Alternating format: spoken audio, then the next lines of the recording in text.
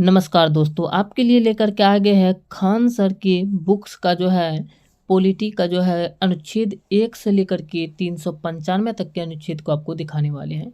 देख सकते हैं खान सर का बुक्स है ये, केजीएस लिखा गया है, केजीएस पब्लिकेशन खान सर का ये बुक है और पूरा दिखाते हैं आपको।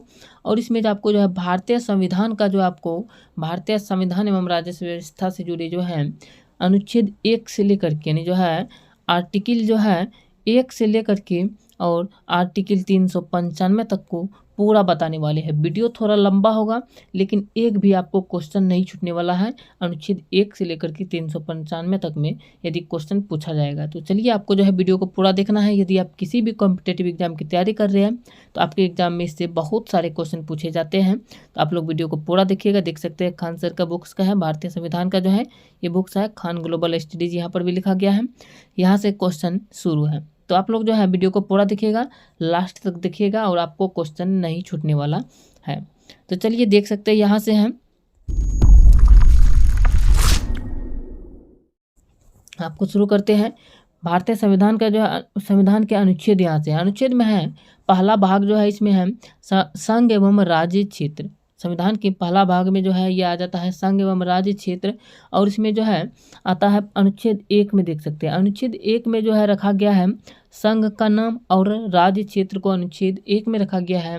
और अनुच्छेद 2 में रखा गया है नए राज्यों का प्रवेश या स्थापना, नए राज्य का स्थापना करना है या प्रवेश करना है तो अनुच्छेद 2 में रखा गया है इसको। और अनुच्छेद 2 का ए में जो है रखा गया है सिक्किम को सहराज्य का दर्जा दिया गया था निरसन के द्वारा, जो है सिक्किम को सहराज्य का दर्जा दिया गया था। अनुच्छेद 2 के ए में रखा गया है इसको जो है। अनुच्छेद 3 में जो है रखा गया है राज्यों का पुनर्गठन और राज्यों का नाम एवं सीमाओं में परिवर्तन। राज्य का जो पुनर्गठन किया जाएगा या राज्य का नाम जो है और उसके सीमा जो है इसमें यदि परिवर्तन करना है तो अनुच्छेद 3 में जाना होगा, तो अनुच्छेद 3 में इसको रखा गया है। तो देखिए अनुच्छेद 4 में जो है ये रखा गया है कि पहली और चौथी अनुसूची में यदि संशोधन तथा अनुपूरक या अनुसांगिक व परिमाणिक विषयों का उपबंध करने के लिए जो है अनुच्छेद 2 तथा 3 के अंतर्गत बनाई गई गतिविधियां जो है ये रखा गया अनुच्छेद 4 में रखा गया है। चलिए अब भाग जो है संविधान का भाग दूसरा जो है ये कहलाता है नागरिकता। संविधान के दूसरा भाग जो है ये नागरिकता कहलाता है, नागरिकता से संबंधित, और इसमें जो है अनुच्छेद 5 से लेकर के 11 तक है। चलिए अनुच्छेद 5 में देख लीजिए। अनुच्छेद 5 में जो है रखा गया है संविधान के प्रारंभ में नागरिकता, ये संविधान के प्रारंभ में जो नागरिकता मिलेगा व्यक्ति को ये अनुच्छेद 5 में रखा गया है। और अनुच्छेद 6 में रखा गया है कि पाकिस्तान से भारत को प्रव्रजन करने वाले कुछ व्यक्तियों के नागरिकता संबंधी अधिकार, इसको जो है अनुच्छेद 6 में रखा गया है। और अनुच्छेद 7 में रखा गया है पाकिस्तान को प्रव्रजन करने वाले कुछ व्यक्तियों के नागरिकता संबंधी अधिकार जो है ये अनुच्छेद 7 में रखा गया है। और अनुच्छेद 8 में भारत से बाहर रहने वाले भारतीय मूल के कुछ व्यक्तियों के नागरिकता संबंधी अधिकार जो है ये अनुच्छेद 8 में रखा गया है। और अनुच्छेद 9 में जो है रखा गया विदेशी राज्य की नागरिकता स्वेच्छा से अर्जित करने पर भारतीय नागरिकता का समाप्त हो जाना, यह अनुच्छेद 9 में रखा गया है। यदि विदेशी राज्य की नागरिकता अपनी मर्जी से यदि जो है ग्रहण करते हैं तो भारत की नागरिकता जो है ये समाप्त हो जाएगी, यह अनुच्छेद 9 में रखा गया है। अनुच्छेद 10 में रखा गया है नागरिकता के अधिकारों का बना रहना, नागरिकता का जो अधिकार है उसको बना रहना, अनुच्छेद 10 में रखा गया है।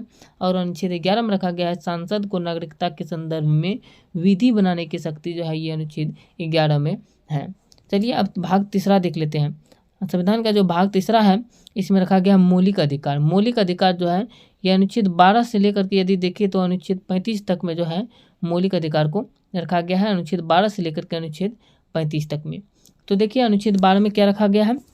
यदि आप चाहते हैं इसका जो है डिटेल से वीडियो संविधान वाइज संविधानी जो संविधान के अनुच्छेद व अनुच्छेद जितना भी और डिटेल्स बन सकता है उस पर चाहते हैं तो आप लोग कमेंट कीजिएगा, उस पर भी बन जाएगा। पहले आपको जो है संविधान के जो है अनुच्छेद 1 से लेकर के 395 तक को इस वीडियो में कवर करा देते हैं। और अनुच्छेद 1, 2, 3 इसके टोटल जो जितने भी डिफरेंस करके क्वेश्चन बन सकते हैं उसको चाहते हैं तो उसको भी मिल जाएगा, खान सर के बुक्स का ही आपको मिल जाएगा। तो चलिए आगे देख सकते हैं यहाँ से अनुच्छेद 12 में जो है रखा गया है राज्य की परिभाषा को जो है अनुच्छेद 12 में रखा गया है। और अनुच्छेद 13 में मौलिक अधिकारों से असंगत अथवा उनका अल्पीकरण करने की वाली विधि जो है ये अनुच्छेद 13 में रखा गया है। और अनुच्छेद 14 में जो है ये रखा गया है कि विधि के समक्ष समानता, ये अनुच्छेद 14 में रखा गया है। और अनुच्छेद 15 में धर्म, मूल वंश, जाति, लिंग या जन्मजात यानी जन्म स्थान के आधार पर विभेद का प्रतिषेध जो है ये अनुच्छेद 15 में रखा गया है। और अनुच्छेद 16 में जो है लोक नियोजन में अवसर की समानता को रखा गया है। लोक नियोजन के अवसर की समानता जो है ये अनुच्छेद 16 में रखा गया है। अनुच्छेद 17 में अस्पृश्यता का अंत जो है ये अनुच्छेद 17 में रखा गया है। और अनुच्छेद 18 में जो है उपाधियों का अंत रखा गया है। यदि उपाधियों का अंत बोले तो ये अनुच्छेद 18 में रखा गया है। अनुच्छेद 19 में जो है ये रखा गया है व्यक्तिगत स्वतंत्रता संबंधी अधिकारों का संरक्षण जो है ये अनुच्छेद 19 में रखा गया है। और अनुच्छेद 20 में कहे तो अनुच्छेद 20 में जो है अपराध के लिए दोष सिद्धि के संबंध में संरक्षण ये अनुच्छेद 20 में रखा गया है। अनुच्छेद 21 में प्राण एवं दैहिक स्वतंत्रता का संरक्षण है। इन अपना प्राण और दैहिक स्वतंत्रता का संरक्षण जो है ये अनुच्छेद 21 में रखा गया है। और अनुच्छेद 21 का ए में जो है निःशुल्क एवं अनिवार्य प्रारंभिक शिक्षा का अधिकार ये रखा गया है। जो 6 से 14 वर्ष का जो बच्चे होता है इसको निःशुल्क शिक्षा जो दिया जाता है। आगे है अनुच्छेद 22। अनुच्छेद 22 में जो है ये रखा गया है कि कुछ दशाओं में गिरफ्तारी और निरोध में संरक्षण, यानी जो है कुछ दशा में गिरफ्तारी और निरोध में संरक्षण जो है ये अनुच्छेद 22 में रखा गया है। अनुच्छेद 23 में रखा गया है बालात श्रम व मानव दुर्व्यापार का निषेध, ये अनुच्छेद 23 में रखा गया है। अनुच्छेद 24 में कारखानों में बाल श्रम इत्यादि का निषेध, ये अनुच्छेद 24 में रखा गया है। यानी जो कारखानों में जो होता है, कारखाना जो होता है, फैक्ट्री सब, उसमें बाल श्रम यानी जो है बच्चे जो मजदूर बनते हैं उसको अनुच्छेद 24 में रखा गया है। देख सकते हो यहाँ पर भी KGS पब्लिकेशन लिखा गया है, KGS खान ग्लोबल स्टडीज यानी खान सर के बुक्स का है ये। आगे आप लोग तो शुरू में देख ही लिए, चलिए और भी आगे बताते हैं। आगे है यहाँ से क्वेश्चन के अनुच्छेद 25 में। अनुच्छेद 25 में जो है ये रखा गया है अंतःकरण की और धर्म को अबाध रूप से मानने और यानी जो मानने और आचरण और प्रचार करने की स्वतंत्रता, ये अनुच्छेद 25 में रखा गया है। आप प्रचार भी कर सकते हैं आचरण का, और धर्म किसी भी धर्म को आप मान सकते हैं, ये जो है अनुच्छेद 25 में रखा गया है। अनुच्छेद 26 की बात करें तो अनुच्छेद 26 में जो है धार्मिक कार्यों के प्रबंध की स्वतंत्रता, ये अनुच्छेद 26 में रखा गया है। और अनुच्छेद 27 में किसी धर्म विशेष की अभिवृद्धि के लिए करों के संदर्भ के बारे में स्वतंत्रता, ये अनुच्छेद 27 में रखा गया है। अनुच्छेद 28 में जो है शैक्षणिक संस्थानों में धार्मिक निर्देशों या धार्मिक कार्यों में उपस्थिति होने की स्वतंत्रता, ये अनुच्छेद 28 में रखा गया है। और अनुच्छेद 29 में जो है अल्पसंख्यक वर्गों के हितों का संरक्षण, ये अनुच्छेद 29 में रखा गया है। अनुच्छेद 29 में बोले तो अल्पसंख्यक वर्गों के हितों का संरक्षण को रखा गया है। और अनुच्छेद 30 में अल्पसंख्यक वर्गों को शिक्षण संस्थानों की स्थापना और प्रशासन करने का अधिकार, ये अनुच्छेद 30 में रखा गया है। आप जो है कहीं पे शिक्षण संस्थान खोल सकते हैं और अल्पसंख्यक वर्ग के शिक्षण संस्थान जो जिसकी संख्या कम है उसका जो है शिक्षण संस्थान भी खोल सकते हैं, ये अनुच्छेद 30 के अनुसार कहा गया है। अनुच्छेद 31 में रखा गया है संपत्ति का अधिकार। संपत्ति का अधिकार जो है अनुच्छेद 31 में रखा गया है, जिसको अभी निरसन कर देने जाए निरस्त कर दिया गया है। आगे देख सकते हैं अनुच्छेद 32 में संवैधानिक उपचारों का अधिकार रखा गया अनुच्छेद 32 में। और अनुच्छेद 33 में बात करें तो अनुच्छेद 33 में मौलिक अधिकारों को संशोधित करने की सांसद की शक्ति जो दिया गया है, सांसद को शक्ति जो दिया गया है, यह अनुच्छेद 33 के तहत दिया गया है। अनुच्छेद 34 में जो है जब किसी क्षेत्र में सेना विधि प्रवृत्त है तब इस भाग द्वारा प्रदत्त मौलिक अधिकारों का निबंधन, ये अनुच्छेद 34 में रखा गया है कि आप किसी भी मूल अधिकार है, फिर भी यदि आप सेना कहीं पे जो है और वहाँ पे लड़ाई हो रहा है या कुछ भी हो रहा है तो वहाँ पर आप नहीं जा सकते हैं, ये अनुच्छेद 34 में रखा गया है। और अनुच्छेद 35 में जो है ये रखा गया है कि मौलिक अधिकारों के उपबंधों का जो है प्रभावी करने का विधान, यानी जो है मौलिक अधिकारों के उपबंधों को प्रभावी करने का विधान जो है ये अनुच्छेद 35 में रखा गया है। चलिए आगे बताते हैं। आगे है अनुच्छेद 36 से देख सकते हैं, ये भाग 4 जो है इसमें रखा गया है राज्य व नीति निर्देशक तत्व। राज्य व नीति निर्देशक तत्व जो है ये अनुच्छेद यानी संविधान के भाग 4 में रखा गया है, जिसमें कि अनुच्छेद 36 से लेकर के यदि आपको बात करें तो अनुच्छेद 36 से लेकर के अनुच्छेद 51 तक जो है यानी जो है यहाँ पे 36 अनुच्छेद 36 से बात करें तो अनुच्छेद 36 से लेकर के 51 तक का रखा गया है यहाँ पर जो है, यहाँ पे देख सकते हैं आगे में। चलिए आगे बताते हैं आपको, जो यहाँ पे देख सकते हैं अनुच्छेद 36 से लेकर के अनुच्छेद 36 में जो है राज्य की परिभाषा को अनुच्छेद 36 में रखा गया है। और अनुच्छेद 37 में जो है इस भाग में अंतर्वृष्टि तत्वों को लागू होना, यह अनुच्छेद 37 में रखा गया है। और अनुच्छेद 38 में जो है राज्य लोक कल्याण की अभिवृद्धि के लिए सामाजिक व्यवस्था बनाएगा, ये अनुच्छेद 38 में रखा गया है कि राज्य जो है ये लोक कल्याण की अभिवृद्धि के लिए सामाजिक व्यवस्था बनाएगा, ये अनुच्छेद 38 में रखा गया है। अनुच्छेद 39 में जो है राज्य द्वारा अनुसरणीय कुछ नीति तत्व को अनुच्छेद 39 में रखा गया है। और अनुच्छेद 39 का ए में जो है समान न्याय और निःशुल्क विधिक सहायता, ये अनुच्छेद 39 का ए में रखा गया है, समान न्याय और निःशुल्क विधिक सहायता जो है। और अनुच्छेद 40 में रखा गया ग्राम पंचायतों का संगठन, यह अनुच्छेद 40 में है, ग्राम पंचायतों का संगठन। अनुच्छेद 41 में कुछ दशाओं में काम और शिक्षा और लोक सहायता पाने का अधिकार जो है, यह अनुच्छेद 41 में है। कुछ दशाओं में काम, शिक्षा और लोक सहायता पाने का अधिकार अनुच्छेद 41 में है।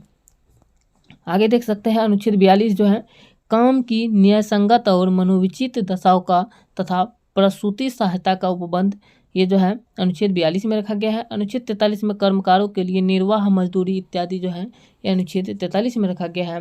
और अनुच्छेद 43 का ए में जो है उद्योगों के प्रबंध में कर्मकारों का भाग लेना, ये अनुच्छेद 43 का ए में रखा गया है। अनुच्छेद 43 का बी में यदि बात करें तो सहकारी समितियों का बढ़ावा देना, यह अनुच्छेद 43 का बी में रखा गया है। और अनुच्छेद 44 में समान नागरिक संहिता का प्रावधान रखा गया है, अनुच्छेद 44 में। और अनुच्छेद 45 में बच्चों के लिए निःशुल्क और अनिवार्य शिक्षा का प्रावधान रखा गया, अनुच्छेद 45 में। अनुच्छेद 46 में जो है अनुसूचित जाति, अनुसूचित जनजाति तथा अन्य दुर्बल वर्गों की शिक्षा और अर्थ संबंधी हितों की अभिवृद्धि जो है, ये अनुच्छेद 46 में रखा गया है।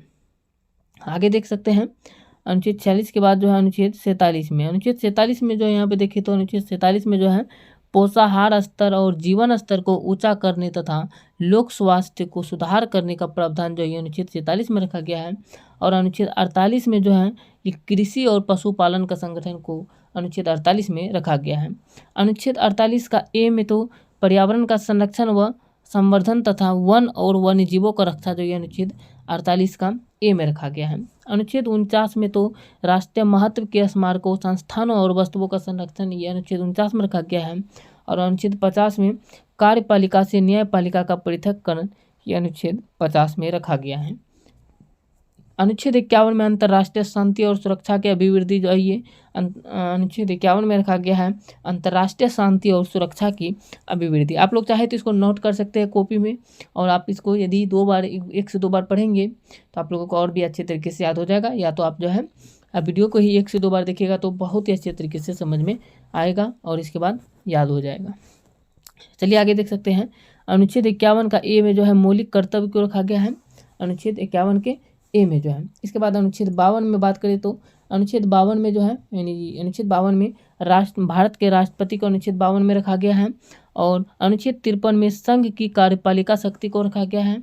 अनुच्छेद 54 में राष्ट्रपति का निर्वाचन, ये अनुच्छेद 54 में रखा गया है। अनुच्छेद 55 में राष्ट्रपति की निर्वाचन की विधि जो है, ये अनुच्छेद 55 में रखा गया है, राष्ट्रपति के निर्वाचन की विधि जो है। और अनुच्छेद 56 में राष्ट्रपति की पदावधि को रखा गया है। और अनुच्छेद 57 में राष्ट्रपति का पुनर्निर्वाचन यानी जो है पुनर्निर्वाचन करने के जो विधि इसको जो रखा गया है, ये अनुच्छेद 57 में रखा गया है। अनुच्छेद 58 में राष्ट्रपति निर्वाचन होने के लिए अर्हताएं रखा गया है, क्या चाहिए। और अनुच्छेद 59 में जो है राष्ट्रपति के पद की शर्तें रखा गया है, यानी क्या क्या शर्त होना चाहिए राष्ट्रपति बनने के लिए। और अनुच्छेद 60 में राष्ट्रपति द्वारा शपथ या प्रतिज्ञान को रखा गया है। अनुच्छेद 61 में राष्ट्रपति पर महाभियोग चलाने की प्रक्रिया को रखा गया है। और ये राष्ट्रपति के पद में रिक्ति को जो है ये राष्ट्रपति पर महाभियोग चलाने की प्रक्रिया जो अनुच्छेद 61 में रखा गया है।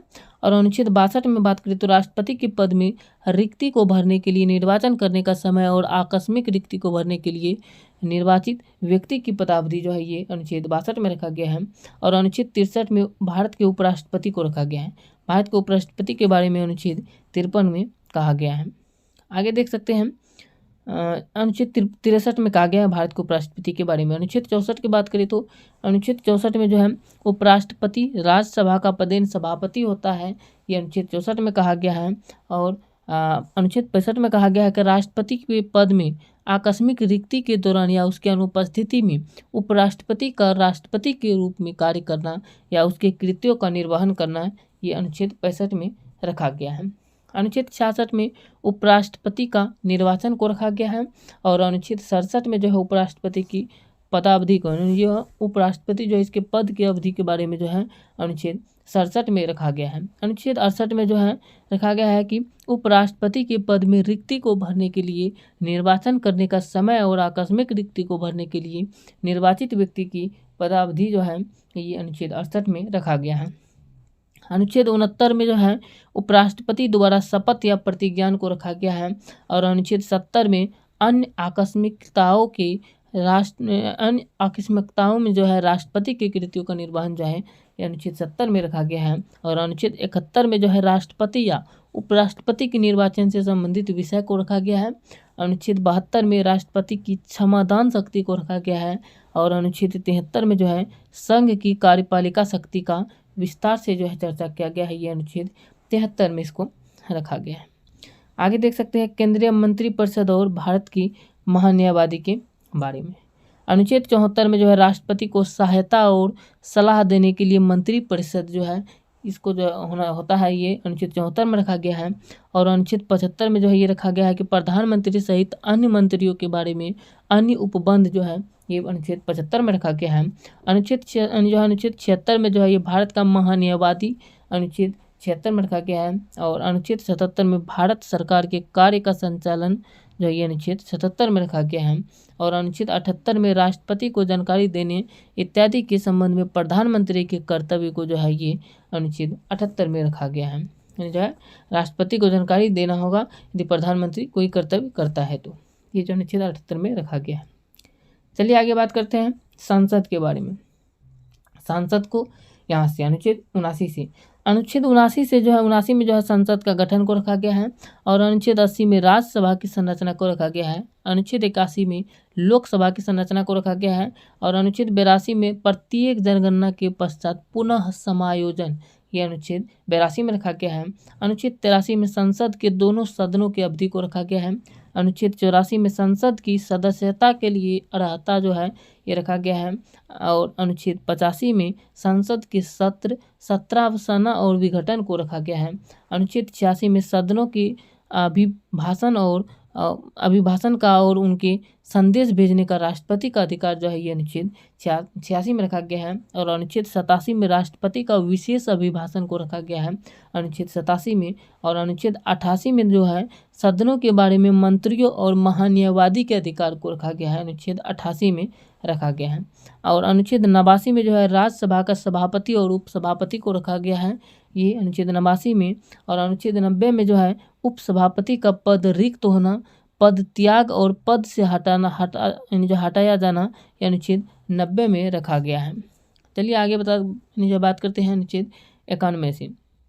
अनुच्छेद 91 से बताइए तो अनुच्छेद 91 जो है ये रखा गया है कि सभापति के पद के कर्तव्य का पालन करने या सभापति के रूप में कार्य करने की उपसभापति या अन्य व्यक्तियों की शक्ति जब ये जो है ये रखा गया है अनुच्छेद 91 में और अनुच्छेद 92 में जो है ये रखा गया है जब सभापति या उपसभापति को पद से हटाने का कोई संकल्प विचाराधीन है तब उसका पीठासीन न होना, ये अनुच्छेद 92 में रखा गया है और अनुच्छेद 93 में जो है लोकसभा के अध्यक्ष और उपाध्यक्ष को रखा गया है अनुच्छेद 93 में। इसके बाद बात करें तो अनुच्छेद 94 में जो है अध्यक्ष या उपाध्यक्ष का पद रिक्त होना या पद त्याग करना और पद से हटाया जाना, ये जो है ये रखा गया अनुच्छेद 94 में। अनुच्छेद 94 में जो है अध्यक्ष या उपाध्यक्ष का पद रिक्त यदि होता है या पद त्याग करना चाहता है या पद से हटाया जाता है तो ये जो है ये अनुच्छेद 94 में रखा गया है। अनुच्छेद 95 में जो है ये रखा गया है कि अध्यक्ष के पद के कर्तव्यों का पालन करने या अध्यक्ष के रूप में कार्य करने की उपाध्यक्ष या अन्य व्यक्ति की शक्ति जो है ये अनुच्छेद 95 में रखा गया है और अनुच्छेद 96 में रखा गया है जब अध्यक्ष या उपाध्यक्ष को पद से हटाने का कोई संकल्प विचाराधीन हो तो उसको जो है पीठासीन न होना, ये अनुच्छेद 96 में रखा गया है। इसके बाद आता है अनुच्छेद 97। अनुच्छेद 97 में जो है अध्यक्ष व उपाध्यक्ष तथा सभापति व उपसभापति के वेतन और भत्ते को रखा गया है और अनुच्छेद 98 में बात करें तो संसद का सचिवालय जो है ये अनुच्छेद 98 में रखा गया है। अनुच्छेद 99 में संसद के सदस्यों का शपथ या प्रतिज्ञान को रखा गया है। और अनुच्छेद 100 में जो है संसद के सदनों में मतदान और गणपूर्ति जो है इसको रखा गया है अनुच्छेद 100 में। अनुच्छेद 101 में जो है संसद के सदनों में स्थानों का रिक्त होना को रखा गया है। और अनुच्छेद 102 में जो है संसद के सदस्यता के लिए निरर्हता जो होना चाहिए ये अनुच्छेद 102 में रखा गया है। और इसके बाद अनुच्छेद 103 में जो है संसद के सदस्यों की निरर्हताओं से संबंधित प्रश्नों का जो है विनिश्चय जो है ये अनुच्छेद 103 में रखा गया है। आगे बात करते हैं 104 से। 104 में जो है ये कहा गया है, देख सकते हैं कि अनुच्छेद 99 के अधीन शपथ लेने या प्रतिज्ञान करने से पहले जो है या अर्हित न होते हुए या निरर्हता किए जाने पर बैठने और मत देने के लिए जो है सांसद और उसके सदस्यों की शक्तियां, विशेषाधिकार और उन्मुक्तियां जो है ये अनुच्छेद 104 में इसको रखा गया है। अनुच्छेद 105 में जो है संसद के सदनों की तथा उसके सदस्यों और समितियों की शक्तियों व विशेष अधिकार इत्यादि जो है अनुच्छेद 5 में रखा गया है। और अनुच्छेद 6 में जो है संसद के सदस्यों के वेतन और भत्ते को रखा गया अनुच्छेद 6 में। और अनुच्छेद 7 में 107 में जो है ये विधेयक की पुनः स्थापन और पारित किए जाने के बाद इस संबंध में उपबंध जो है ये अनुच्छेद 107 में रखा गया है। अनुच्छेद 108 में कुछ दशाओं में दोनों सदनों की संयुक्त बैठक का प्रावधान होता है, ये अनुच्छेद 108 में इसको रखा गया है। इसके बाद आता है अनुच्छेद 109।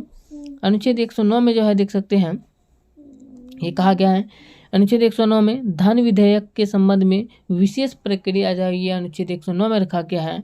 और अनुच्छेद 110 में धन विधेयक की परिभाषा को रखा गया है। 111 में जो है विधेयक पर अनुमति के बारे में रखा गया है। और अनुच्छेद 112 में वार्षिक वित्तीय विवरण बजट पर रखा गया है। और अनुच्छेद 113 में संसद में प्राक्कलनों के संबंध में प्रक्रिया को अनुच्छेद 113 में रखा गया है। अनुच्छेद 114 में विनियोग विधेयक को रखा गया है। और अनुच्छेद 115 में अनुपूरक, अतिरिक्त और अधिक अनुदान के बारे में रखा गया है। इसके बाद बात करें तो अनुच्छेद 116 में लेखानुदान, प्रत्यानुदान और अपवादानुदान को रखा गया है। इसके बाद अनुच्छेद 117 में वित्त विधेयक की परिभाषा को रखा गया है। और अनुच्छेद 118 में संसदीय प्रक्रिया के नियम को अनुच्छेद 118 में रखा गया है। अनुच्छेद 119 में जो है संसद में वित्तीय कार्य संबंधी प्रक्रिया का विधि द्वारा विनियमन ये जो है अनुच्छेद 119 में रखा गया है। और अनुच्छेद 120 में संसद में प्रयोग की जाने वाली भाषा को जो है ये रखा गया अनुच्छेद 120 में। अनुच्छेद 121 में संसद में चर्चा पर निर्बंधन ये अनुच्छेद 121 में रखा गया है। इसके बाद अनुच्छेद 122 में न्यायालय द्वारा संसद की कार्यवाहियों की जांच न किया जाना ये अनुच्छेद 122 में रखा गया है। अनुच्छेद 123 में जो है संसद के विश्रांति काल में अध्यादेश प्रख्यापित करने की राष्ट्रपति की शक्ति जो है ये अनुच्छेद 123 में रखा गया है। चलिए इसके बाद आता है जो है उच्चतम न्यायालय। उच्चतम न्यायालय की बात करें तो उच्चतम न्यायालय जो है ये अनुच्छेद 124 से आगे है इसके बारे में। चलिए 124 से शुरू करते हैं। 124 में यहाँ पे देख सकते हैं दिया गया है 124 में उच्चतम न्यायालय की स्थापना और गठन के बारे में अनुच्छेद 124 में रखा गया है। और अनुच्छेद 125 में न्यायाधीश के वेतन इत्यादि के बारे में रखा गया है अनुच्छेद 125 में। और अनुच्छेद 126 में कार्यकारी मुख्य न्यायमूर्ति की नियुक्ति को रखा गया है। अनुच्छेद 127 में तदर्थ न्यायाधीशों की नियुक्ति को रखा गया है। और अनुच्छेद 128 में उच्चतम न्यायालय की बैठकों में सेवानिवृत्त न्यायाधीशों की उपस्थिति को रखा गया है। और अनुच्छेद 129 में उच्चतम न्यायालय का अभिलेख न्यायालय होना जो है ये रखा गया है। और अनुच्छेद 130 में उच्चतम न्यायालय का स्थान को रखा गया है अनुच्छेद 130 में। अनुच्छेद 131 में जो है उच्चतम न्यायालय की आरंभिक अधिकारिता को रखा गया है। और अनुच्छेद 132 में कुछ मामलों में उच्च न्यायालयों से अपील में उच्च न्यायालय की अपीली अधिकारिता को रखा गया है। अनुच्छेद 133 में उच्च न्यायालय से सिविल विषय से संबंधित अपीलों में उच्चतम न्यायालय की अपीली अधिकारिता को रखा गया है। और अनुच्छेद 134 में दांडिक विषयों में उच्चतम न्यायालय की अपीली अधिकारिता को रखा गया है। अनुच्छेद 34 का ए में देखें तो उच्चतम न्यायालय में अपील के लिए प्रमाण पत्र को रखा गया है। और अनुच्छेद 135 में विद्यमान विधि के अधीन फेडरल न्यायालय की अधिकारिता और शक्तियों का उच्चतम न्यायालय द्वारा प्रयोक्तव्य होना रखा गया है। और अनुच्छेद 136 में अपील के लिए उच्चतम न्यायालय की विशेष इजाज़त को रखा गया है। और अनुच्छेद 137 में जो है निर्णयों या आदेशों का उच्चतम न्यायालय द्वारा जो है पुनर्वलोकन को रखा गया है अनुच्छेद 137 में। इसके बाद जो है अनुच्छेद 138 आता है। अनुच्छेद 138 में देखें तो यहाँ पर रखा गया है कि उच्चतम न्यायालय की अधिकारिता की वृद्धि जो है ये अनुच्छेद 138 में रखा गया है। अनुच्छेद 139 में कुछ रीट निकालने की शक्तियों का उच्चतम न्यायालय को प्रदत्त किया जाना, ये अनुच्छेद 139 में रखा गया है। और अनुच्छेद 140 में उच्चतम न्यायालय की आनुषंगिक शक्तियां को रखा गया है। अनुच्छेद 141 में जो है उच्चतम न्यायालय द्वारा घोषित विधि का सभी न्यायालयों पर आबद्ध कर होना, ये अनुच्छेद 141 में रखा गया है। और अनुच्छेद 142 में जो है उच्चतम न्यायालय की डिक्रियों और आदेशों का प्रवर्तन और प्रकटीकरण इत्यादि के बारे में आदेश, ये अनुच्छेद 142 में रखा गया है।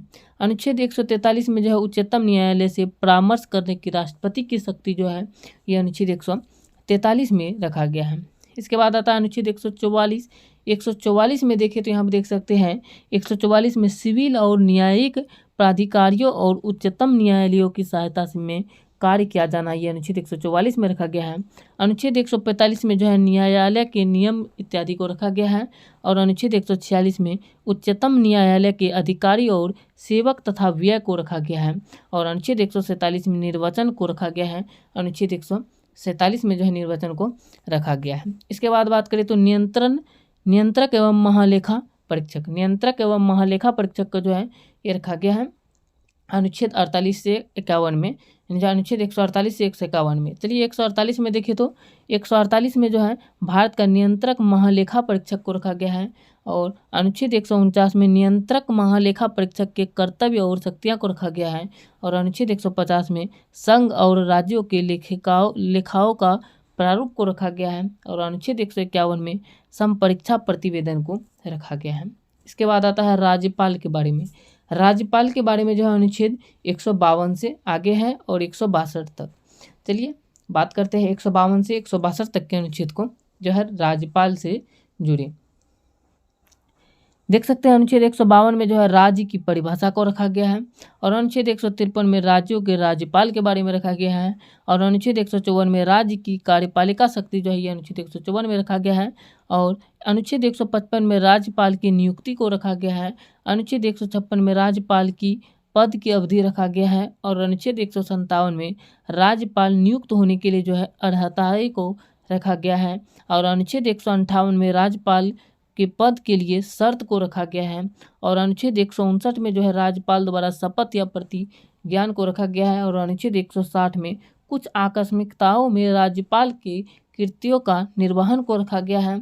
और अनुच्छेद 161 में जो है राज्यपाल की क्षमादान शक्ति को रखा गया है। और अनुच्छेद 162 में राज्य की कार्यपालिका शक्ति का विस्तार को जो है ये अनुच्छेद 162 में रखा गया है।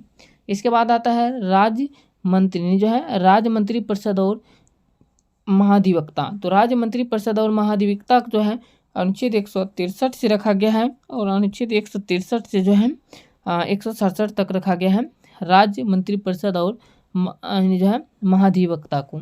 अनुच्छेद 163 में जो है राज्यपाल को सहायता और सलाह देने के लिए मंत्री परिषद होता है, यह अनुच्छेद 163 में रखा गया है। और अनुच्छेद 164 में जो है मुख्यमंत्री सहित अन्य मंत्रियों के बारे में अन्य उपबंध जो है ये अनुच्छेद 164 में रखा गया है। और अनुच्छेद 165 में जो है राज्यों का महाधिवक्ता को रखा गया है। और अनुच्छेद 166 में बात करें तो अनुच्छेद 166 में जो है ये राज्य की सरकार के कार्य का संचालन इसको रखा गया है।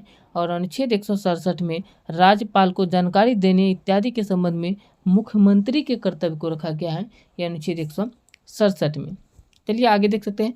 अगर वीडियो अच्छा लग रहा है तो वीडियो को जरूर लाइक कर दीजिएगा यहाँ तक यदि देखे हैं तो। और वीडियो को यहाँ तक देखने के लिए बहुत बहुत धन्यवाद। आप लोग जो है इसको पूरा देखिए और सभी जितने भी क्वेश्चन इससे बन सकते हैं अनुच्छेद 395 तक को आपको कवर कराने वाले हैं यदि आप पूरा वीडियो को देखते हैं तो। एक ही वीडियो में जो है आपका पूरा संविधान का जो है अनुच्छेद 1 से 395 तक कवर हो जाएगा। चलिए आगे देख सकते हैं। आगे है राज्य का विधानमंडल। राज्य का विधानमंडल के बारे में अनुच्छेद 168 से है। अनुच्छेद 168 में जो है राज्यों के विधानमंडलों का गठन के बारे में कहा गया है। और 169 में जो है राज्यों में विधान परिषदों का उत्साधन या सृजन को रखा गया है। अनुच्छेद 170 में जो है विधानसभाओं की संरचना को रखा गया है और अनुच्छेद 171 में विधान परिषदों की संरचना को रखा गया है। अनुच्छेद 172 में राज्यों के विधानमंडलों की अवधि को रखा गया है और अनुच्छेद 173 में जो है राज्य के विधानमंडल की सदस्यता के लिए अर्हताएं को रखा गया है। अनुच्छेद 174 में राज्य के विधानमंडल के सत्र सत्रावसान और विघटन को रखा गया है और अनुच्छेद 175 में सदन या सदनों में अभिभाषण का और उनके जो है उनको संदेश भेजने का राज्यपाल का अधिकार जो है इसको रखा गया है और अनुच्छेद 176 में जो है राज्यपाल का विशेष अभिभाषण को रखा गया है और अनुच्छेद 177 में सदनों के बारे में मंत्रियों और महाधिवक्ताओं के अधिकार को रखा गया है। अनुच्छेद 178 में देखिए तो विधानसभा के अध्यक्ष और उपाध्यक्ष को अनुच्छेद 178 में रखा गया है। अनुच्छेद 179 में जो है अध्यक्ष और उपाध्यक्ष का पद रिक्त होना या पद त्याग और पद से हटाया जाना यह अनुच्छेद 179 में रखा गया है। अनुच्छेद 180 में जो है ये अध्यक्ष के पद के कर्तव्यों का पालन करने या अध्यक्ष के रूप में कार्य करने की उपाध्यक्ष या अन्य व्यक्ति का शक्ति जो है ये अनुच्छेद 180 में रखा गया है। इसके बाद अनुच्छेद 181 में जो है रखा गया है जब अध्यक्ष या उपाध्यक्ष को पद से हटाने का कोई संकल्प विचाराधीन है तब उसका पीठासीन न होना ये अनुच्छेद 181 में रखा गया है। आगे देख सकते हैं अनुच्छेद 182 में जो है ये विधान परिषद का सभापति और उपसभापति के बारे में अनुच्छेद 182 में रखा गया है और अनुच्छेद 183 में सभापति और उपसभापति का पद रिक्त होना या पद त्याग और पद से हटाया जाना यह अनुच्छेद 183 में रखा गया है। अनुच्छेद 184 में जो है सभापति के पद के कर्तव्यों का पालन करने या सभापति के रूप में कार्य करने की उपसभापति या अन्य व्यक्ति की शक्ति जो है ये 184 में रखा गया है। इसके बाद आता है 185। अनुच्छेद 185 में जो है रखा गया है कि जब सभापति या उपसभापति के पद से हटाने का कोई संकल्प विचाराधीन है तब उसका पीठासीन न होना यह अनुच्छेद 185 में रखा गया है। इसके बाद आता है अनुच्छेद 186। अनुच्छेद 186 में जो है अध्यक्ष व उपाध्यक्ष तथा सभापति व उपसभापति के वेतन और भत्ते को रखा गया है अनुच्छेद 186 में और अनुच्छेद 187 में राज्य के विधानमंडल का सचिवालय को रखा गया है। अनुच्छेद 188 में राज्य विधानमंडल के सदस्यों का शपथ या प्रतिज्ञान को रखा गया है अनुच्छेद 188 में और अनुच्छेद 189 में जो है सदनों में मतदान रिक्तियों के होते हुए भी सदनों की कार्य करने की शक्ति और गुण जो है गण पूर्ति जो है ये अनुच्छेद 189 में रखा गया है। इसके बाद आता है 190। अनुच्छेद 190 में स्थानों का रिक्त होना जो है ये 190 में रखा गया है। अनुच्छेद 191 में जो है सदस्यता के लिए निर्हरताएं जो है ये अनुच्छेद 191 में रखा गया है और अनुच्छेद 192 में बात करें तो सदस्यों की निर्हरताओं से संबंधित प्रश्नों पर विनिश्चय जो है ये अनुच्छेद 192 में रखा गया है। अनुच्छेद 193 में जो है अनुच्छेद 188 के अधीन शपथ लेने या प्रतिज्ञान करने से पहले अर्हित न होते हुए या निर्हित किए जाने पर बैठने और मत देने के लिए शक्ति जो है ये शक्ति जो है ये अनुच्छेद 193 में रखा गया है। इसके बाद आता है अनुच्छेद 194। अनुच्छेद 194 में जो है विधानमंडलों के सदनों की तथा उसके सदस्यों और समितियों की शक्तियाँ व विशेष अधिकार इत्यादि जो है ये अनुच्छेद 194 में रखा गया है। इसके बाद अनुच्छेद 195 में विधानमंडल के सदस्यों के वेतन और भत्ते को रखा गया है अनुच्छेद 195 में जो है रखा गया है। इसके बाद अनुच्छेद 196 में जो है देख सकते हैं विधेयक के पुनः स्थापन और पारित किए जाने के संबंध में जो अनुच्छेद उपबंध जो है ये अनुच्छेद 196 में रखा गया है। अनुच्छेद 197 में धन विधेयकों से भिन्न विधेयकों के बारे में विधान परिषद की शक्तियों पर निर्बंधन जो है ये अनुच्छेद 197 में रखा गया है। अनुच्छेद 198 में धन विधेयकों के संबंध में विशेष प्रक्रिया को रखा गया है और अनुच्छेद 199 में धन विधेयक की परिभाषा को रखा गया है। अनुच्छेद 200 में जो है विधेयक पर अनुमति के बारे में अनुच्छेद 200 में रखा गया है। चलिए आगे देख सकते हैं अनुच्छेद जो है 201 से जो है आगे हैं। अनुच्छेद 201 में जो है विचार के लिए आरक्षित विधेयक को रखा गया है और अनुच्छेद 102 में वार्षिक वित्तीय विवरण जो बजट जो है इसको रखा गया है वार्षिक वित्तीय विवरण का अनुच्छेद 102 में और अनुच्छेद 203 में जो है विधानमंडल में प्राक्कलनों के संबंध में प्रक्रिया को रखा गया है। अनुच्छेद 204 में विनियोग विधेयक को रखा गया है और अनुच्छेद 205 में अनुपूरक अतिरिक्त और अधिक अनुदान को रखा गया है। अनुच्छेद 206 में जो है लेखानुदान, प्रत्यानुदान और अपवादानुदान को रखा गया है। और अनुच्छेद 207 में वित्त विधेयकों के बारे में विशेष उपबंध को रखा गया है। अनुच्छेद 208 में प्रक्रिया के नियम को रखा गया है। और अनुच्छेद 209 में राज्य के विधानमंडल में वित्तीय कार्य संबंधी प्रक्रिया का विधि द्वारा विनियमन रखा गया है। इसके बाद अनुच्छेद 210 में जो है विधानमंडल में प्रयोग की जाने वाली भाषा को रखा गया है। और अनुच्छेद 211 में विधानमंडल में चर्चा पर निर्बंधन को रखा गया है। इसके बाद अनुच्छेद 212 में जो है न्यायालय द्वारा विधानमंडल की कार्यवाहियों की जांच न किया जाना, इसको अनुच्छेद 212 में रखा गया है। अनुच्छेद 213 में जो है विधानमंडल के विश्रांति काल में अध्यादेश प्रख्यापित करने की राज्यपाल की शक्ति जो है ये अनुच्छेद 213 में रखा गया है। इसके बाद आता है उच्च न्यायालय। उच्च न्यायालय के बारे में जो है अनुच्छेद 214 से आगे जो है ये उच्च न्यायालय के बारे में रखा गया है। देख सकते हैं अनुच्छेद 214 से अनुच्छेद 232 तक को जो है। चलिए अनुच्छेद 214 से बताते हैं उच्च न्यायालय के बारे में जो है। उच्च न्यायालय के बारे में अनुच्छेद 214 में कहा गया है कि राज्यों के लिए उच्च न्यायालय होता है, यह अनुच्छेद 214 में कहा गया है। और अनुच्छेद 215 में उच्च न्यायालय का अभिलेख न्यायालय होना यह अनुच्छेद 215 में रखा गया है। और अनुच्छेद 216 में उच्च न्यायालयों का गठन को रखा गया है। अनुच्छेद 217 में उच्च न्यायालय के न्यायाधीश की नियुक्ति और उसके पद की शर्त को जो है अनुच्छेद 217 में रखा गया है।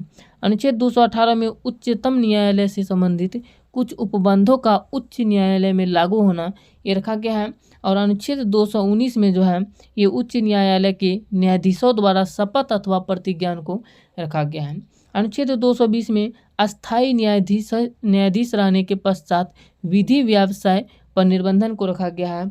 और अनुच्छेद 221 में जो है उच्च न्यायालय के न्यायाधीशों के वेतन इत्यादि के बारे में रखा गया है।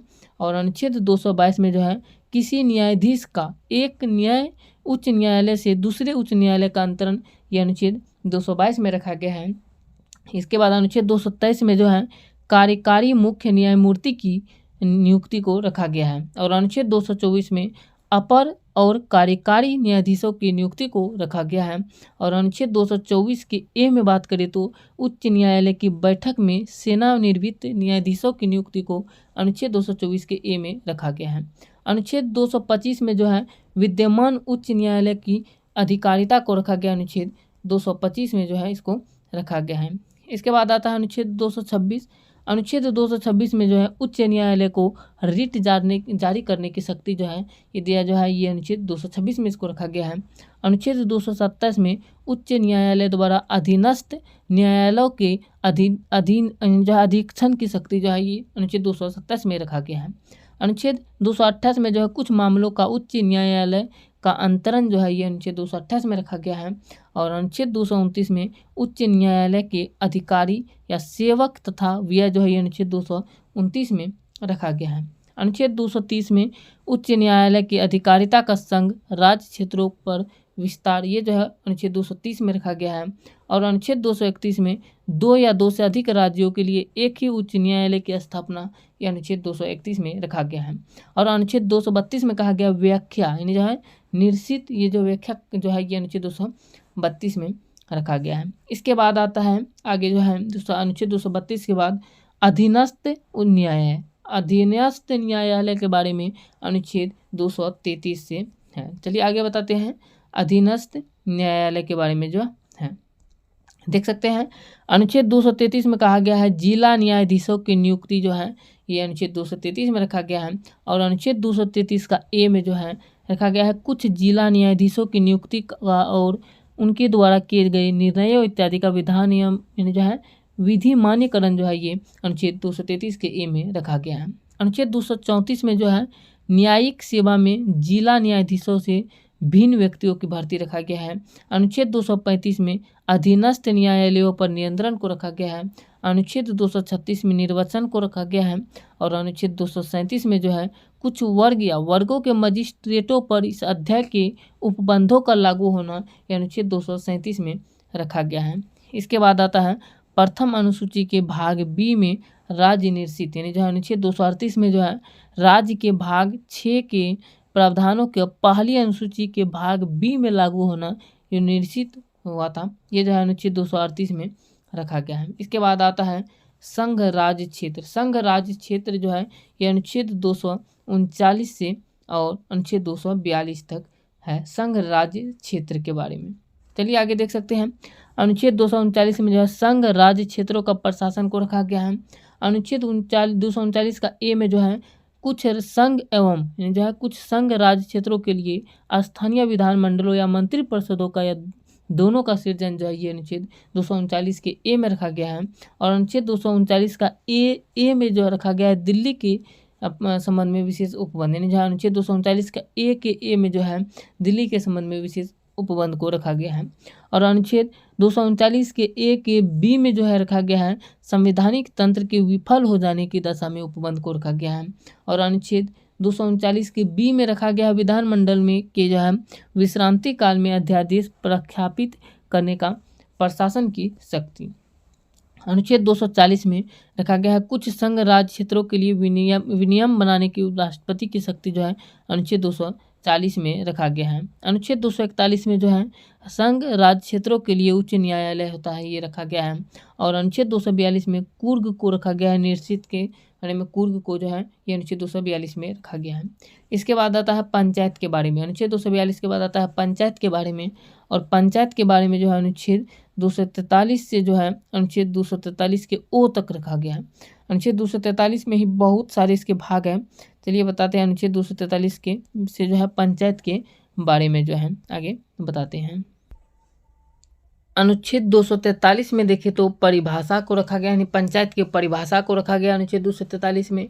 और अनुच्छेद 243 के ए में ग्राम सभा को रखा गया है। अनुच्छेद 243 के बी में पंचायत का गठन के बारे में रखा गया है। अनुच्छेद 243 के सी में पंचायतों की संरचना को रखा गया है। और अनुच्छेद 243 के डी में जो है पंचायतों में स्थानों का आरक्षण को रखा गया है। आगे देखें तो अनुच्छेद 243 का डी के बाद ई में जो है ये रखा गया है पंचायत की अवधि को रखा गया है। और अनुच्छेद 243 का एफ में सदस्यता के लिए निरहरताई को रखा गया है। और अनुच्छेद 243 के जी में पंचायतों की शक्तियाँ और प्राधिकरण और उत्तराधित्य जो है ये रखा गया है। और अनुच्छेद 243 के एच में पंचायतों द्वारा कर अधिरोपित करने की शक्ति और उनकी निधियां को रखा गया है। और अनुच्छेद 243 के आई में वित्तीय स्थिति के पुनर्अवलोकन के लिए वित्त आयोग का गठन इसको रखा गया है। और अनुच्छेद 243 के जो है जे में पंचायतों के लेखाकारों की संपरीक्षा को रखा गया है। अनुच्छेद 243 का के में जो है पंचायतों के लिए निर्वाचन आयोग का गठन को रखा गया है। और अनुच्छेद 243 का एल में संघ राज्य क्षेत्रों का लागू होना रखा गया है। अनुच्छेद इसके बाद जो है देख सकते हैं अनुच्छेद 243 का एम में जो है ये रखा गया है इस भाग का कतिपय क्षेत्रों का लागू न होना, ये अनुच्छेद 243 के एम में रखा गया है। और अनुच्छेद 243 का एन में विद्यमान विधियों और पंचायतों का बना रहना ये रखा गया है। अनुच्छेद 243 का ओ में निर्वाचन संबंधी मामलों में न्यायालयों के हस्तक्षेप का वर्जन, ये अनुच्छेद 243 के ओ में रखा गया है। इसके बाद अनुच्छेद 243 के पी से आता है नगर पालिका के बारे में। नगर पालिका की परिभाषा अनुच्छेद 243 के पी में रखा गया है। अनुच्छेद 243 के क्यू में नगर पालिकाओं का गठन के बारे में रखा गया है। और अनुच्छेद 243 के आर में देखें तो नगर पालिकाओं की संरचना को रखा गया है।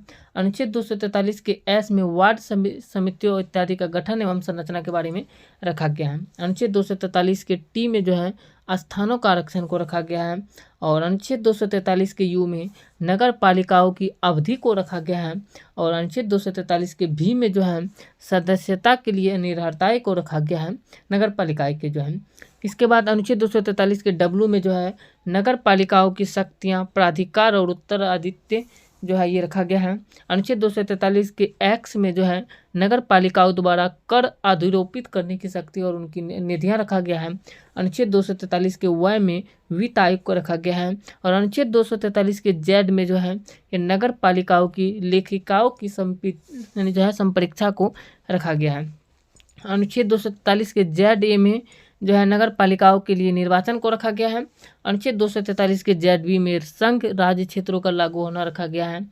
अनुच्छेद 243 के जेड सी में इस भाग का कतिपय क्षेत्रों को लागू न होना को रखा गया है। और अनुच्छेद 243 के ZD में जिला नियोजन यानी जिला योजना के लिए समिति को रखा गया है। इसके बाद आता है अनुच्छेद 243 के ZE में, अनुच्छेद 243 के ZE में महानगर योजना के लिए समिति को रखा गया है।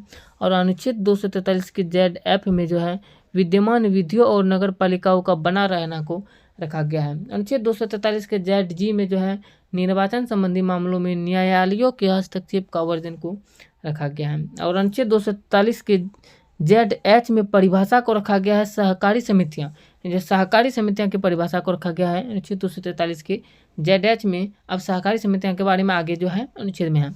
और अनुच्छेद 243 के ZI में सहकारी समितियों का निगमन को रखा गया है।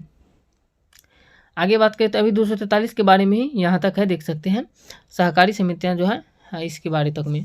अनुच्छेद 243 के ZJ में जो है बोर्ड के सदस्यों एवं पदाधिकारियों की संख्या तथा कार्यकाल को रखा गया है। अनुच्छेद 243 के ZK में बोर्ड के सदस्यों का चुनाव को रखा गया है। और अनुच्छेद 243 के ZL में बोर्ड की बर्खास्तगी तथा निलंबन व अंतरिम व्यवस्था को रखा गया है।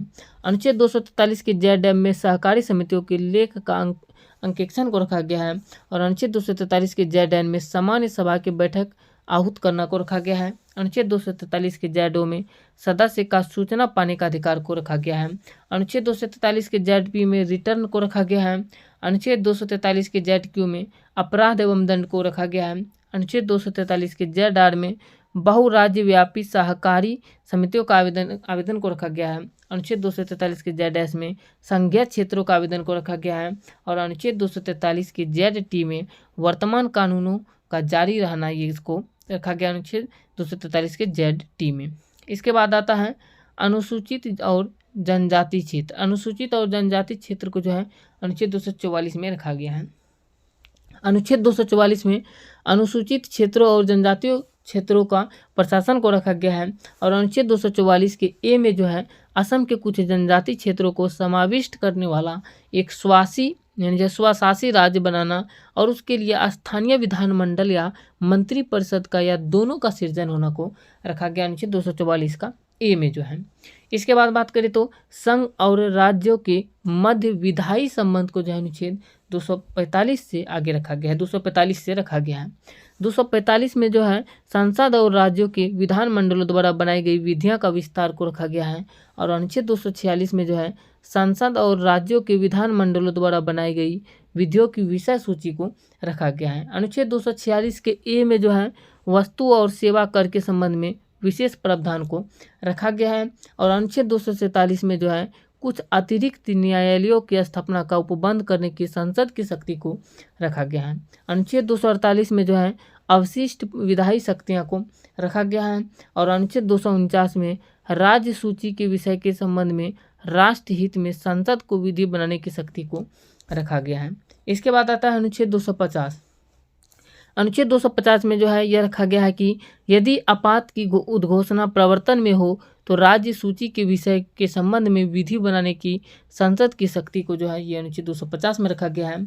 और अनुच्छेद 251 में जो है संसद द्वारा अनुच्छेद 249 और अनुच्छेद 250 के अधीन बनाई गई विधियों और राज्यों के विधानमंडलों द्वारा बनाई गई विधियों को असंगति करना ये जो है अनुच्छेद 251 में रखा गया है। अनुच्छेद 252 में जो है दो या दो से अधिक राज्यों के लिए उनकी सहमति से विधि बनाने की संसद की शक्ति और ऐसे विधि का किसी अन्य राज्य द्वारा अंगीकार किया जाना ये अनुच्छेद 252 में रखा गया है। इसके बाद आता है अनुच्छेद 253। अनुच्छेद 253 में देखिए तो कहा गया है कि अंतर्राष्ट्रीय करारों को प्रभावी करने के लिए विधान जो है ये अनुच्छेद 253 में रखा गया है। और अनुच्छेद 254 में जो है संसद द्वारा बनाई गई विधियों और राज्यों के विधानमंडलों द्वारा बनाई गई विधियों में असंगति ये अनुच्छेद 254 में रखा गया है। अनुच्छेद 255 में जो है सिफारिशों और पूर्व मंजूरी के बारे में अपेक्षाओं को केवल प्रक्रिया के विषय में मानना ये अनुच्छेद 255 में रखा गया है। इसके बाद जो अनुच्छेद 255 के बाद जो है आ जाता है संघ और राज्य के मध्य प्रशासनिक संबंध। संघ और राज्य के बीच जो है प्रशासनिक संबंध के बारे में अनुच्छेद 256 से 63 तक है, 263 तक। चलिए 256 में बताते हैं राज्यों और संघ की बाध्यता को रखा गया है। 257 में कुछ दशाओं में राज्यों पर संघ का नियंत्रण भी रखा गया है 257 में। और अनुच्छेद 258 में जो है कुछ दशाओं में राज्यों को शक्ति प्रदान करने इत्यादि के संघ की शक्ति, ये जो है इसको अनुच्छेद 258 में रखा गया है। अनुच्छेद 259 में जो है पहली अनुसूची में भाग बी में राज्यों में सशस्त्र बल निर्षित, इसको रखा गया है। और अनुच्छेद 260 में जो है भारत के बाहर के राज्य क्षेत्रों के संबंध में संघ की अधिकारिता को रखा गया है। अनुच्छेद 261 में जो है सार्वजनिक कार्य अभिलेख और अन्य न्यायिक कार्यवाहियां को रखा गया है। अनुच्छेद 262 में जो है अंतर्राज्यीय नदियों या नदी दोनों के जल संबंधी विवादों का न्याय निर्णयन जो है ये अनुच्छेद 262 में रखा गया है। अनुच्छेद 263 में अंतर्राज्यीय परिषद के संबंध में उपबंध को जो है अनुच्छेद 263 में रखा गया है। इसके बाद आता है संघ और राज्य के मध्य वित्तीय संबंध। संघ और राज्य के मध्य वित्तीय संबंध की बात करें तो ये अनुच्छेद 264 से आगे है। देख सकते हैं अनुच्छेद 264 में जो है संघ और राज्य के बीच वित्तीय संबंध का निर्वचन को रखा गया है। और अनुच्छेद 265 में विधि के प्राधिकार के बिना कारों का अधिरोपण न किया जाना, इसको रखा गया है। अनुच्छेद 266 में भारत और राज्यों की संचित व लोक लेखा निधि को रखा गया है। और अनुच्छेद 267 में भारत और राज्यों की आकस्मिकता निधि को 267 में रखा गया है। अनुच्छेद 268 में जो है संघ द्वारा उद्गृहित किए जाने वाले किंतु राज्यों द्वारा संग्रहित और विनियोजित किए जाने वाले शुल्क को अनुच्छेद 268 में रखा गया है। अनुच्छेद 268 का ए में जो है अंतर्राज्यीय व्यापार या वाणिज्य के दौरान वस्तु और सेवा कर की उगाही और संग्रह को रखा गया है। अनुच्छेद 269 में जो है संघ द्वारा उद्गृहित और संग्रहित किंतु राज्यों को सौंपे जाने वाले कर को जो है अनुच्छेद 269 में रखा गया है। अनुच्छेद 270 में जो है उद्गृहित कर और उनका संघ तथा राज्यों के बीच वितरण को जो अनुच्छेद 270 में रखा गया है। अनुच्छेद 271 में कुछ शुल्कों और कारों पर संघ के प्रयोजनों के लिए अधिकार जो है ये अधिभार जो ये अनुच्छेद 271 में रखा गया है। अनुच्छेद 272 में जो है ऐसे कर जो कि संघ द्वारा आरोपित एवं संग्रहित किए जाते हैं और जो संघ तथा राज्यों के बीच वितरित किए जा सकते हैं, ऐसी किसको जो अनुच्छेद 272 में रखा गया है। अनुच्छेद 273 में जो है जूट पर और जूट उत्पादों पर निर्यात शुल्क के स्थान पर अनुदान जो है अनुच्छेद 273 में रखा गया है। इसके बाद आता है अनुच्छेद 274। अनुच्छेद 274 से देखिए यहाँ पे देख सकते हैं अनुच्छेद 274 में जो है रखा गया है ऐसे कराधान पर जिसमें राज्य हितबद्ध है प्रभाव डालने वाले विधेयकों के लिए उपराष्ट्रपति की यानी जो है राष्ट्रपति की पूर्व सिफारिश की अपेक्षा ये अनुच्छेद 274 में रखा गया है।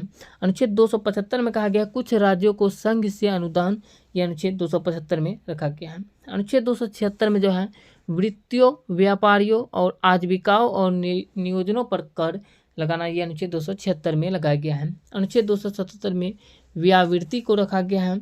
और अनुच्छेद 278 में पहली अनुसूची के भाग बी में उल्लिखित वित्तीय मामलों में राज्यों के साथ समझौता, इसको जो है अनुच्छेद 278 में रखा गया है। अनुच्छेद 279 में जो है शुद्ध आगम इत्यादि की गणना को जो अनुच्छेद 279 में रखा गया है। और अनुच्छेद 279 का ए में वस्तु और सेवा का कर परिषद जो है ये अनुच्छेद 279 के ए में रखा गया है। अनुच्छेद 280 में वित्त आयोग को रखा गया है। और अनुच्छेद 281 में वित्त आयोग का प्रतिवेदन को रखा गया है अनुच्छेद 281 में। इसके बाद आता है अनुच्छेद 282, देख सकते हैं अनुच्छेद 282 में जो है संघ अथवा राज्य द्वारा अपने राजस्व से किए जाने वाले व्यय को रखा गया है। और अनुच्छेद 283 में संचित निधियों, आकस्मिकता निधियों और लोक लेखाओं में जमा धनराशियों की अभिरक्षा इत्यादि को रखा गया है। अनुच्छेद 284 में जो है लोक सेवकों और न्यायालयों द्वारा प्राप्त वादाकर्ताओं की जमा राशियों और अन्य धनराशियों की अभिरक्षा को रखा गया है। और अनुच्छेद 285 में संघ की संपत्ति को राज्य के कराधान से छूट को रखा गया है। अनुच्छेद 286 में माल के क्रय या विक्रय पर कर के अधिरोपण के बारे में निबंधन को रखा गया है। अनुच्छेद 287 में विद्युत पर करों से छूट को रखा गया है। और अनुच्छेद 289 में जल या विद्युत पर करों से छूट, इसको जो अनुच्छेद 289 में रखा गया है। अनुच्छेद 290 में जो है कुछ व्ययों और पेंशनों के संबंध में समायोजन को जो है अनुच्छेद 290 में रखा गया है। अनुच्छेद 290 के ए में कुछ देवस्वम निधियों को वार्षिक संपदा के संदय के बारे में रखा गया है। और इसके बाद अनुच्छेद 291 में जो है शासकों की प्रीवी पर्स की राशि को रखा गया है, जो निश्चित कर दिया गया है। और अनुच्छेद 292 में भारत सरकार द्वारा उधार लेना इसको रखा गया है, भारत सरकार के द्वारा उनसे जो है उधार लेना, ये अनुच्छेद 292 में रखा गया है। अनुच्छेद 293 में राज्यों द्वारा उधार लेना इसको रखा गया है अनुच्छेद 293 में। इसके बाद चले आते हैं अनुच्छेद 293 के बाद संपत्ति, संविदा और अधिकार, दायित्व और बाध्यता और वाद के बारे में जो है अनुच्छेद 294 से अनुच्छेद 300 तक में रखा गया है। चलिए अनुच्छेद 294 में देख सकते हैं रखा गया है कि कुछ दशाओं से में जो है संपत्ति, अस्तियों, अधिकारों, दायित्वों और बाध्यताओं का उत्तरादायित्व जो है अनुच्छेद 294 में रखा गया है। और अनुच्छेद 295 में जो है अन्य दशाओं में संपत्ति, अस्तियों, अधिकारों, दायित्वों और बाध्यताओं का उत्तरदायित्व जो है अनुच्छेद 295 में रखा गया है। अनुच्छेद 296 में जो है राजगामी या व्यापक या स्वामी विहीन होने से प्रोद्भूत संपत्ति को रखा गया है। अनुच्छेद 297 में जो है राज्य, क्षेत्रीय, सागर खंड या महाद्वीपीय मग्न तटभूमि में स्थित मूल्यवान चीजों और अनन्य आर्थिक क्षेत्रों के संपत्ति स्रोतों का संघ में निहित होना रखा गया है। अनुच्छेद 298 में जो है व्यापार करने इत्यादि की शक्ति जो है अनुच्छेद 298 में रखा गया है। और अनुच्छेद 299 में जो है संविदा को रखा गया है, यानी जो है ये सभी चीज़ों के बारे में संपत्ति, संविदा, अधिकार, दायित्व, बाध्यता और वाद विवाद के बारे में चर्चा करते हैं। संविदा के बारे में जो अनुच्छेद 299 में रखा गया है। और अनुच्छेद 300 में वाद और कार्यवाहियाँ को रखा गया है। इसके बाद आता है संपत्ति का अधिकार।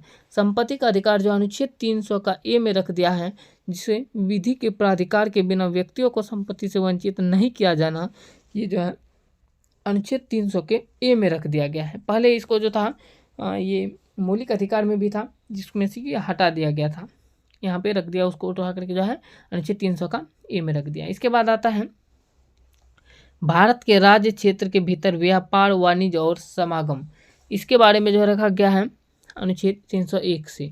301 में जो है व्यापार, वाणिज्य और समागम की स्वतंत्रता को रखा गया है। अनुच्छेद 302 में जो है व्यापार, वाणिज्य और समागम पर निर्बंधन अधिरोपित करने की संसद की शक्ति को रखा गया है अनुच्छेद 302 में।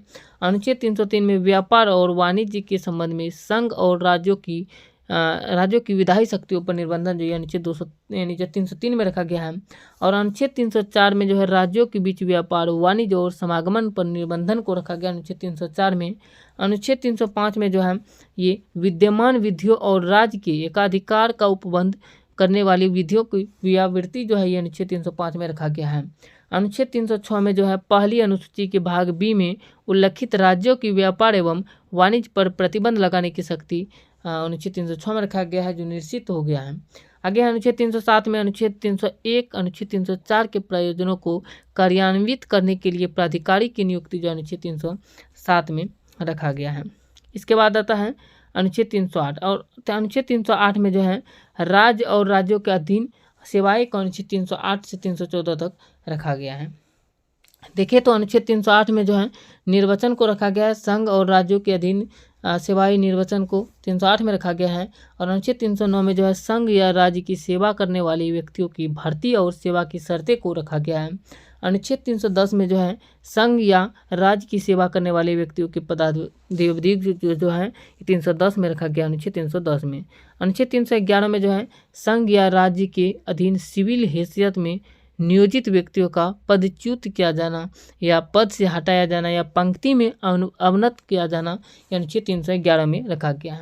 अनुच्छेद 312 में जो है अखिल भारतीय सेवाएं को रखा गया है।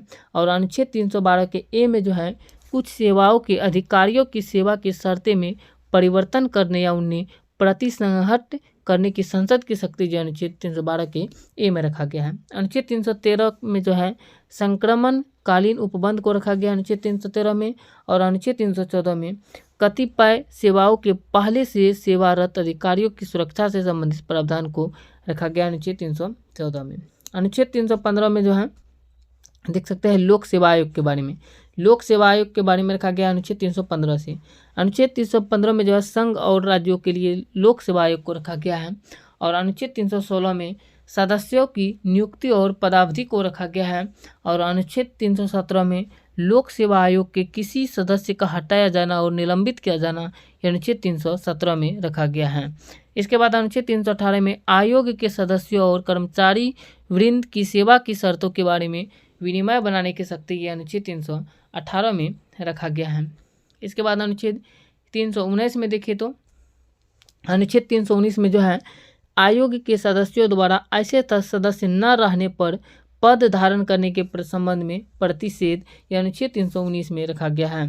अनुच्छेद 320 में लोक सेवा आयोगों के कृत्य को रखा गया है। अनुच्छेद 321 में लोक सेवा आयोगों की कृत्यों का विस्तार करने की शक्ति को रखा गया है और अनुच्छेद 322 में लोक सेवा आयोग के व्यय को रखा गया है।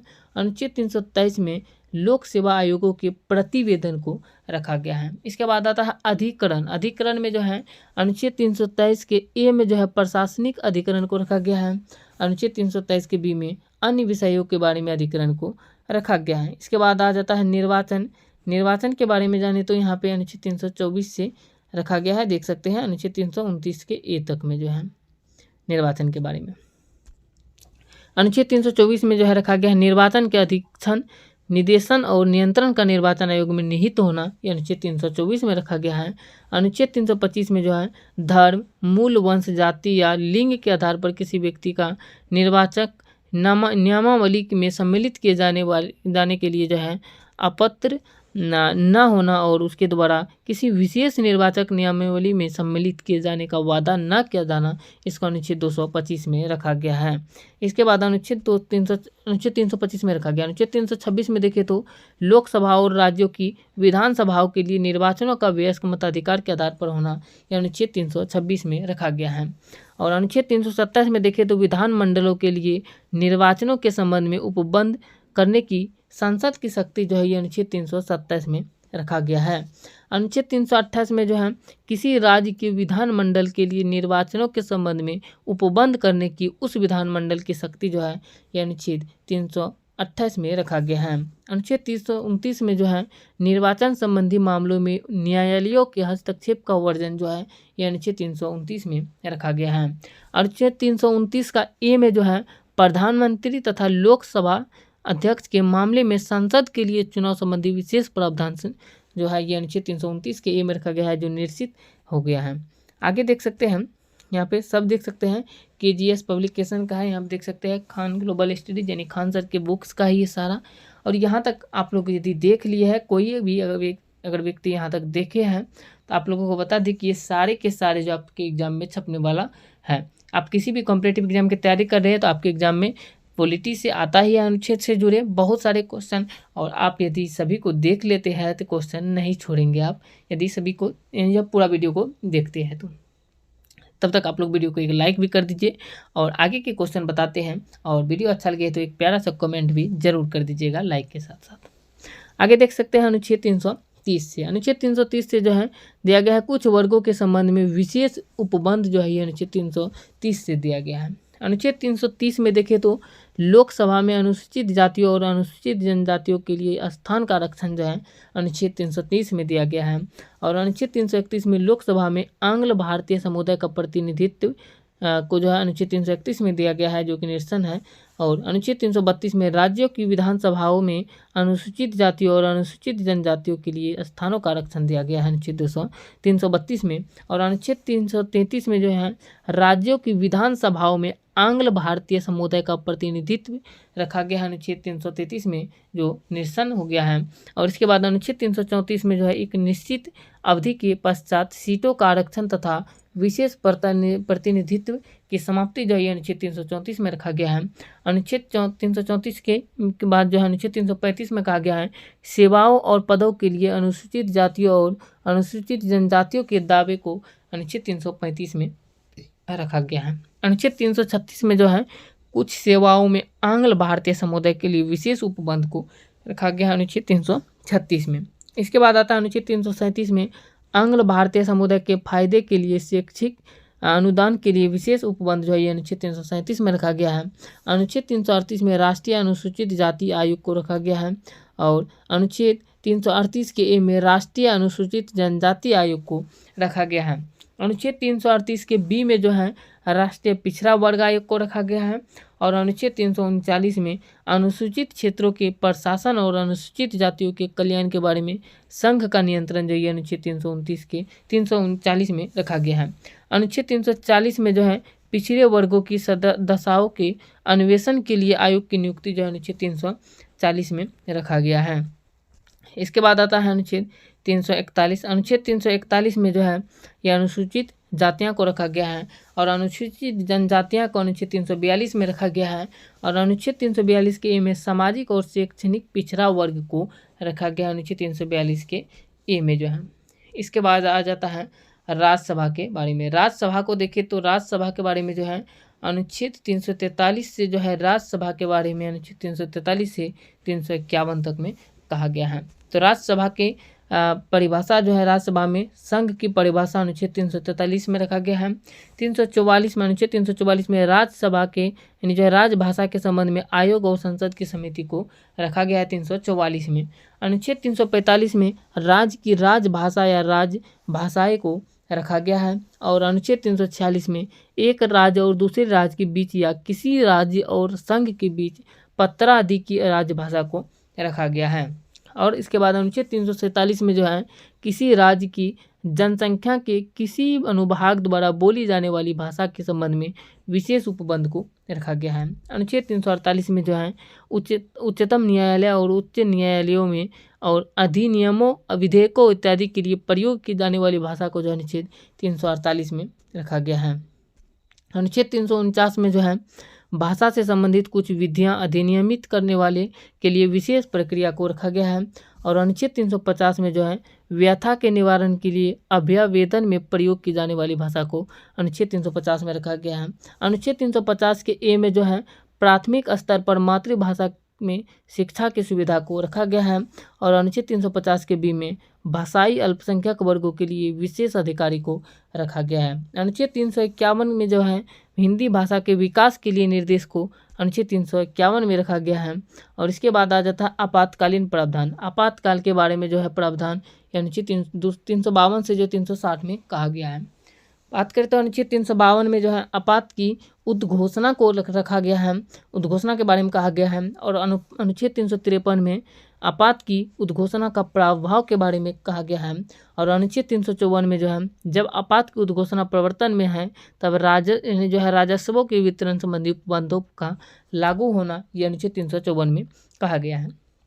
इसके बाद अनुच्छेद 355 में जो है बाहरी आक्रमण और आंतरिक अशांति से राज्य की संरक्षण करने का संघ का कर्तव्य जो है ये रखा गया है अनुच्छेद 355 में। और अनुच्छेद 356 में जो है राज्यों में संवैधानिक तंत्र के विफल हो जाने की दशा में उपबंध को रखा गया है। अनुच्छेद 357 में बात करें तो अनुच्छेद 356 के अधीन की गई उद्घोषणा के अधीन विधायी शक्तियों का प्रयोग जो है अनुच्छेद 357 में किया गया है। अनुच्छेद 358 में जो है आपात के दौरान अनुच्छेद 19 के उपबंध का निलंबन हो जाना अनुच्छेद 358 में रखा गया है। अनुच्छेद 359 में जो है आपात के दौरान मौलिक अधिकारों के प्रवर्तन का निलंबन हो जाना यह अनुच्छेद 359 में रखा गया है। और अनुच्छेद 360 में जो है वित्तीय आपात के बारे में उपबंध को रखा गया है। वित्तीय आपात के बारे में जो है उपबंध को जो है अनुच्छेद 360 में रखा गया है। चलिए अब बात करते हैं प्रकीर्णन के बारे में। प्रकीर्णन के बारे में बात करें तो प्रकीर्णन के बारे में अनुच्छेद 361 से जो है अनुच्छेद 367 तक रखा गया है। चलिए अनुच्छेद 361 में देखते हैं। अनुच्छेद 361 में जो है राष्ट्रपति, राज्यपाल और राज्य प्रमुख का संरक्षण को रखा गया है। अनुच्छेद 361 के ए में जो है संसद और राज्यों के विधानमंडलों की कार्यवाहियों के प्रकाशन का संरक्षण को रखा गया है। और अनुच्छेद 361 के बी में लाभप्रद राजनीतिक पद पर नियुक्ति के लिए निरर्ता को रखा गया है। और अनुच्छेद 362 में जो है भारतीय राज्य के शासकों के अधिकार एवं विशेष अधिकार को रखा गया है जो निश्चित है भी। और अनुच्छेद 363 में कुछ संधियों, करारों इत्यादि से उत्पन्न विवादों में उच्च न्यायालयों के हस्तक्षेप का वर्जन को रखा गया है। अनुच्छेद 363 के ए में जो है देशी राज्यों के शासकों को दी गई मान्यता की समाप्ति और निजी उपाधियों को रखा गया है अनुच्छेद 363 के ए में। और अनुच्छेद 364 में जो है महापत्तनों और विमान क्षेत्रों के बारे में विशेष उपबंध को रखा गया है। इसके बाद आता है अनुच्छेद 365 में जो है संघ द्वारा दिए गए निर्देशों का अनुपालन करने में या उनको प्रभावित करने में असफलता का प्रभाव जो है अनुच्छेद 365 में रखा गया है। अनुच्छेद 366 में जो है परिभाषा को रखा गया है प्रकीर्णन का, और अनुच्छेद 367 में जो निर्वचन को रखा गया है। इसके बाद आता है संविधान का संशोधन। संविधान संशोधन जो अनुच्छेद 368 में रखा गया है। अनुच्छेद 368 में जो है संविधान का संशोधन करने की संसद की शक्ति और उसके लिए प्रक्रिया को अनुच्छेद 368 में रखा गया है। इसके बाद बात करें तो अनुच्छेद आ जाता है 368 के बाद जो है 369। अनुच्छेद 369 में जो है अस्थायी संक्रमणकालीन और विशेष उपबंध के बारे में रखा गया है। अनुच्छेद 369 में जो है राज्य सूची के कुछ विषय के संबंध में विधि बनाने की संसद की इस प्रकार अस्थायी शक्ति को मानो व समवर्ती सूची के विषय में हो, ये जो अनुच्छेद 369 में रखा गया है। अनुच्छेद 370 में जो है जम्मू कश्मीर राज्य के संबंध में अस्थायी उपबंध को रखा गया है, और अनुच्छेद 371 में जो है महाराष्ट्र और गुजरात राज्यों के संबंध में विशेष उपबंध को अनुच्छेद 371 में रखा गया है। अनुच्छेद 371 के ए में जो है नागालैंड राज्य के संबंध में विशेष उपबंध को रखा गया है अनुच्छेद 371 के ए में, और अनुच्छेद 371 के बी में बात करें तो यहाँ पर देख सकते हैं अनुच्छेद 371 के बी में असम राज्य के संबंध में विशेष उपबंध को रखा गया है, और अनुच्छेद 371 के सी में मणिपुर राज्य के संबंध के विशेष में रखा गया है। अनुच्छेद 371 के डी में आंध्र प्रदेश या तेलंगाना राज्य के संबंध में विशेष उपबंध को रखा गया है, और अनुच्छेद 371 के जो है ई में आंध्र प्रदेश के केंद्रीय विश्वविद्यालय की स्थापना को रखा गया है। अनुच्छेद 371 के एफ में सिक्किम राज्य के संबंध में विशेष उपबंध को रखा गया है, और अनुच्छेद 371 के जी में मिजोरम राज्य के संबंध में विशेष उपबंध को रखा गया है। अनुच्छेद 371 के एच में अरुणाचल प्रदेश राज्य के संबंध में विशेष उपबंध को रखा गया है, और अनुच्छेद 371 के आई में जो है गोवा राज्य के संबंध में विशेष उपबंध को रखा गया है। अनुच्छेद 371 के जे में कर्नाटक राज्य के संबंध में विशेष उपबंध को रखा गया है। अनुच्छेद 372 में चले तो अनुच्छेद 372 में विद्यमान विधियों का प्रवृत्त बने रहना और उनका अनुकूलन को रखा गया है अनुच्छेद 372 में। अनुच्छेद 372 का ए में विधियों का अनुकूलन करने की राष्ट्रपति की शक्ति को अनुच्छेद 372 के ए में रखा गया है। इसके बाद आता है अनुच्छेद 373। अनुच्छेद 373 में जो है निवारक निरोध में रखे गए व्यक्तियों के संबंध में कुछ दशाओं में आदेश करने की राष्ट्रपति की शक्ति को जो है अनुच्छेद 373 में रखा गया है। अनुच्छेद 374 में जो है संघीय न्यायालय के न्यायाधीशों और संघीय न्यायालय में या सब परिषद हिज मजिस्ट्रेट के समक्ष लंबित कार्यवाहियों के बारे में जो है उपबंध ये अनुच्छेद 374 में रखा गया है। अनुच्छेद 375 में देखें तो अनुच्छेद 375 में संविधान के उपबंधों के अधीन रहते हुए न्यायालयों, प्राधिकारियों और अधिकारियों का कृत्य करते रहना अनुच्छेद 375 में रखा गया है।